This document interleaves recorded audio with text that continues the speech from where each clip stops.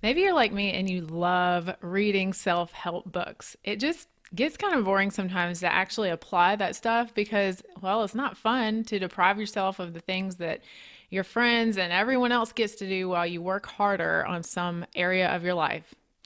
So you know that you could be doing better, but nothing ever really seems to stick. Here's my take on the mindset shift that's needed in order to break that cycle of discontent, boredom, and struggle that you know is somehow related to your daily habits. So let's make it rain on you. You're listening to the Pro Organizer Studio podcast with Jen Obermeyer. Thank you for joining in. Jen makes it her mission to broaden the horizons of savvy businesswomen in the organizing industry by instilling confidence and inspiring authenticity. She is a devoted business coach and founder of the Inspired Organizer program. Each week, you'll gain new insight into strategies designed specifically for professional organizers. And now, let's get started. Okay, I know everyone here has heard of the 80-20 rule by now. It states that typically 80% of your results will come from 20% of your actions. So last year, I was really quickly jotting down some notes about the 80-20 rule, and I accidentally wrote it as the 2080 principle. I realized that that didn't sound exactly right, but then I thought, oh, hey, that could be a thing, as in the year 2080, when I'll be 90 something years old. I think a lot about wanting to be a fabulous old lady because I want the most out of this life. It's also probably a side effect of being married to an extremely disciplined guy who's 20 years older than me. So I'm up close and personal every day with the fact that health and wealth do not just happen by accident as you age. So let me tell you a little bit more about my husband. He's extraordinarily disciplined. I watch the things that he does and the things that other people I admire do, and I know for sure that the only way to become the person you know you can be is to create lifelong habits. And I've noticed that the easiest way to execute on habits is to organize your life so that these things are almost automated. So let's talk a little bit about organizing your life around your goals. The KonMari method has risen in popularity as an organizing philosophy and a simple protocol for how to declutter your life.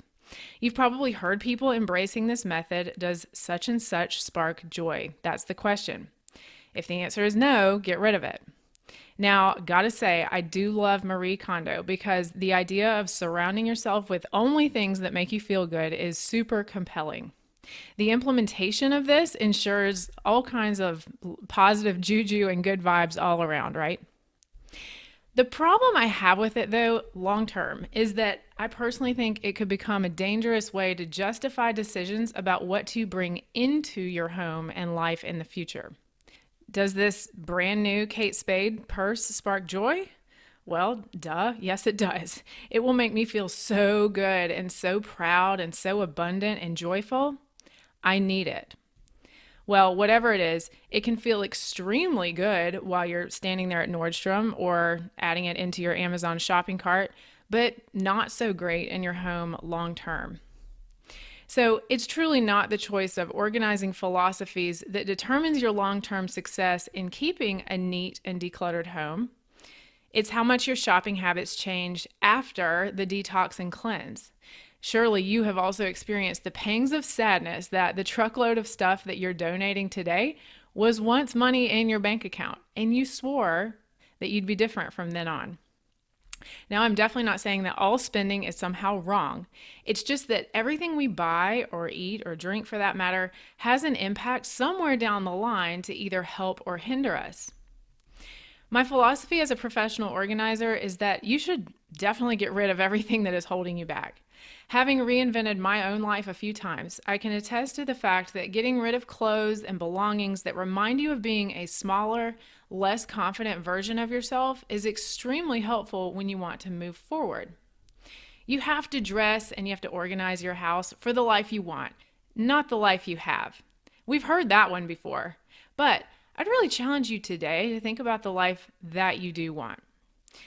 And are your goals centered around things that are going to benefit your future self, or just the self that typically comes home every day and wants pleasure and fun in that moment?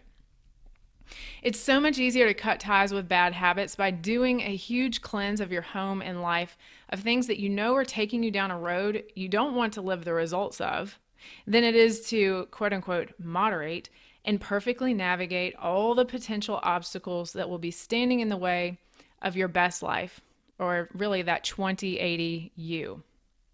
Some might call those obstacles I speak of the work of the devil. I can simply say that the aggressive marketing of throwaway fashion and decor trends and junk food is very real and has no other purpose than to separate you from your money. They don't care about your long-term happiness and certainly not your health. So if you don't recognize this, and if you passively accept the advertising and the latest self-help philosophies that are all about treating yourself now, you will not arrive at the end of life happy and won't have much to offer the next generation, whether that's in the form of an inspiring life story, the resources to contribute to a cause, an inheritance, or even wise advice. So the 2080 principle, even though I just came up with that name, is something that has actually slowly formed in my mind in the time that I have been dating and am now married to my husband. It's something that almost combines the wisdom of his baby boomer generation that remembers everything their immigrant grandparents worked hard to give to them with the millennial mindset of minimalism and working multiple side hustles just to be able to afford the things that we love to do. Now, I think that my generation's vision of what being a fabulous old lady could and should be like is much more vibrant than our parents' vision. In 2080, we'll be in our 80s and 90s, but we simply won't look and feel as old as our grandparents did when they were only 60 and 70. So this generation gap between my husband and myself is something that forces me to think about things every day that my friends don't. What my life will be like when inevitably I have to live without him. His internally driven self-discipline and analytical way of dealing with the world has taught me things that my fun-loving creative parents didn't. There are things that I've consciously decided to leave behind about my personality and life from before I met him, not because he has ever demanded that I change, but because it's so clear to me that those traits and habits weren't going to lead me to the success I wanted in my life, and ultimately the pleasure of looking back in my old age without any regrets. I've learned that so many things I used to obsess about really don't matter. So the official, yet very made up by me, 2080 principle states that 80% of your anxiety and problems will go away now if you spend 80% of your time and money on things that directly impact what the 2080 you cares about. In the year 2080, I've figured that there will be three main areas that my fabulous old lady self is really going to care about. Number one, relationships. Do people still want to be around me, hang out with me, and come visit me? Number two is finance. Do I have good options for where I live and what kind of care that I receive? Am I financially able to do what I want to do? And number three is wellness. Do I have the health and mental capacity to keep living it up on earth? So if you were to filter all your decisions through this three-step framework of priorities, what would life look like right now? This kind of puts back together all the common sense advice you've learned over your lifetime in a simple way that will really ensure that you're proud of yourself and thankful that you kept your priorities in order throughout the seasons of your life. So some might hear this and say, too simple. And I know, they probably mean it's not really that exciting or new enough to be interesting, but have you actually applied any of this simple advice consistently? It's challenging enough to keep you interested, but hard enough to keep you excited about how good it feels to actually reach the top of these mountains. And anyway, I figure having what you want is not boring. People are drawn to you and new doors are open. I've been the person who has overcomplicated everything before, and I just want to tell you, my belief is that there's really not a cosmic reason that you're experiencing a lack of what you'd like to have in your life. It's not that you aren't appreciative enough of what you have or are being taught a lesson by the universe. You just haven't put in the work necessary to get to where you want to go. This is the only truth that keeps me productive and not stuck in the land of wishing and hoping. And I know you've been dealt certain cards that you truly can't change, and I get that. But a whole lot of things are changeable and change worthy. You don't have to accept mediocrity just because it's normal for everyone else around you. The other nice thing is that these big three areas, relationships, finance, and wellness, kind of always overlapped and impact each other too. So positive momentum on just one topic spills over into the others and starts your life in an upward spiral now. You don't actually have to wait another 60 years for good results. You will experience confidence and a huge shift in self-esteem almost immediately, which sets you up for success all along the way. And I personally believe it's important to build the solid foundations in those big three areas before you need them, kind of like a really big savings account. Having strong relationships, health, and financial security gives you the capacity to deal with the inevitable crises and difficult seasons in your life. Without consciously putting these priorities first every day, there are just no resources to draw strength from when surprises happen. So my strategy would be to intentionally invest your money and your time and not let it float away in little bits and pieces. So let's assume that you are alive in 2080 and you didn't put these things first. It's safe to say that you'll be miserable. I will personally be fire-breathing mad at myself for wasting the gift of this life on distractions and competing with other people. So if you care at all about these future results, it's vitally important to look around at life now and assess whether your habits and goals are aligned with these outcomes. So let's think through it again this way. All of your time and money spent parenting and investing in your marriage and relationships now will impact how good those relationships are when you're older. Plus, let's say even if you outlived all those people, those relationship and friendship skills make you far more likely to be the kind of happy person cracking jokes and making friends in the nursing home too. Parenting and relationships also impact your own financial future along with your career, making money, and the ability to consistently save and invest your money. And then your food and fitness habits, those are tools to create future wellness. Anti-aging beauty habits, looking at you, sunscreen, mental health, and spirituality all fall under this category too. So it's not about total minimalism and denial.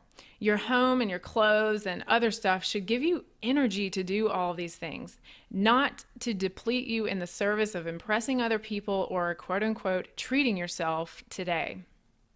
So the ultimate benefit in organizing your life around these habits now is maximized freedom and independence and happiness in your golden years. Talk about doing something that your future self will thank you for.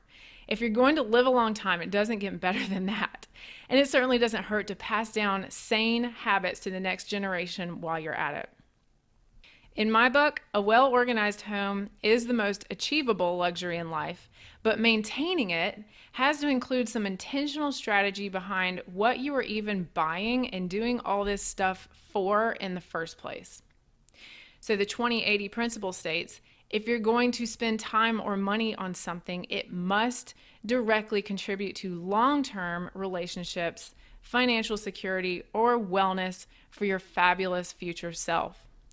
And you can't guesstimate this stuff either. It has to be tracked, just like you track calories or track your dentist appointments, or otherwise stuff slips through the cracks. I mean, this all sounds amazing, right? But it is frighteningly easy to just do what everyone else does. You have a bad day at work, and then you spend more than you planned to at Target on the way home, oops, and then you have 3 glasses of wine while zoning out on Instagram after the kids finally go to bed, all while wondering, WTF, what is wrong with me? Now, I'm not judging in the slightest at all. This is seen as a very normal way to live life, or at least get through it, including that constant sense of self-doubt. So all along the way in life, there will be things, and I'm looking at you, Target, that threaten this fabulous old lady 2080 version of you. But by far, the biggest threat is whether you even care about her today or not. So screwing over your future self almost always looks like consumption, but it's not just the consumption that's the problem. It's the why behind it. Why? You're impressing others, treating yourself, following trends. YOLO, you only live once. You're bored. You're short on time. You're short on temper. These are some of those triggers. A study at Yale University shows that the language that we speak significantly affects how we think about our future selves. For example, Chinese people whose language contains no tenses are much better at saving money than Anglophone societies because our use of future tense makes it harder to relate to our future selves. In my very humble opinion, we have to hack this. Everything about our life story depends on our ability to set our future selves up for success and happiness, and that comes down to our daily habits. So, track your triggers. Change your habits this year, and you'll change the 2080 you dramatically. Thank you for listening to the Pro Organizer Studio podcast. If you'd like to learn more about time-saving services and resources for professional organizers, visit www.proorganizerstudio.com. And if you'd like to get Jen's roadmap to success for launching and growing your professional organizing business, go straight to www.poroadmap.com.